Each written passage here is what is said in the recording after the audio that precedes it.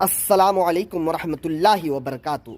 हज़रात गिरामी, आज से 1400 साल पहले का जायज़ा लिया जाए तो मालूम होता है, पता चलता है, आज से 1400 साल पहले औरत को समाज में जीने का अधिकार नहीं था। बच्चियों की पैदाइश को मनहूस समझा जा रहा था। अगर किसी के घर में बच्ची पैदा होती तो जालिम बाप उस बच्ची को साफ और शफाफ में मैदान में लेकर जाता और जिंदा दफन करके वापस आ जाता। औरत को समाज में जीने का अधिकार नहीं दिया जा रहा था।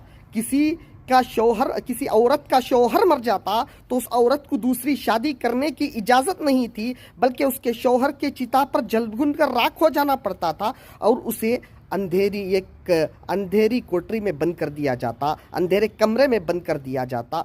4 महीने के लिए अगर वहाँ से वो जिंदा निकल आती तो उसके मुंह पर कालिक थोप दी जाती और उसे गधे पर बिठाया जाता और ये पैगाम देने की कोशिश की जाती, औरत मनहूस होती है। हजरात गिरामी, हमारे हिंदुस्तान का माहौल आज से 1400 साल पहले ये था कि अगर किसी के घर में बच्ची पैदा होती तो जालिम बाप उस बच्ची को दरिया में डाल कर आ जाता, दरिया में फेंक कर आ जाता। माहौल इस तरीके से भयानक हो गया था।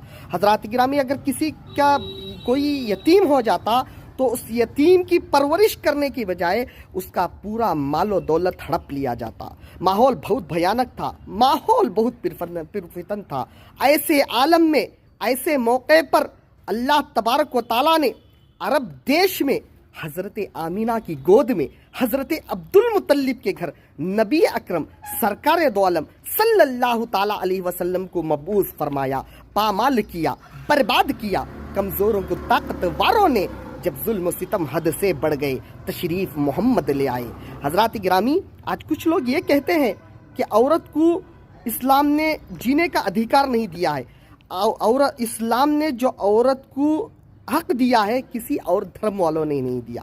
हज़रात किरामी, प्यारे आका सल्लल्लाहु ताला अलैहि वसल्लम इरशाद फरमाते हैं, औरत जब बच्ची है माँ बाप के लिए मग़फ़िरत का ज़रिया है, और जब वो उसकी शादी हो जाती है शौहर के लिए मग़फ़िरत का ज़रिया है। अब जब उसके बच्चे हो जाते हैं तो उसके बच्चों के लिए मग़फ़िरत का ज़रिया है। तो इस्लाम ने जो औरत को जीने का अधिकार दिया है किसी और धर्म वालों ने नहीं दिया। ज़्यादा से ज़्यादा किसी धर्म वालों ने ये कह दिया, औरत घर की लक्ष्मी है, उसकी पूजा की जाए, औरत घर की देवी है, उसकी पूजा किया जाए। लेकिन इस्लाम धर्म ने जो दिया है वो किसी और मज़हब वालों ने नहीं दिया है।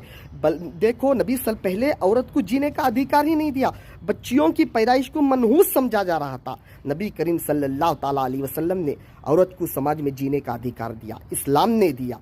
तो इसलिए इस्लाम ने जो दिया है औरत को जीने का अधिकार किसी